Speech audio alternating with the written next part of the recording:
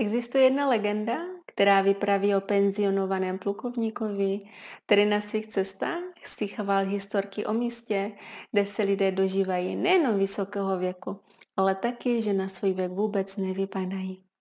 A tento muž se rozhodl, že místo najde a tajemství odhalí. A mu se to povedlo, našel jeden tibetský klášter v Himalajích a když se z něj po letech vracel, tak místo toho, aby se vracel starý muž, tak se vrátil muž v nejlepších letech. A podstatou celého omládnutí bylo právě cvičení 5 Tibeťanů.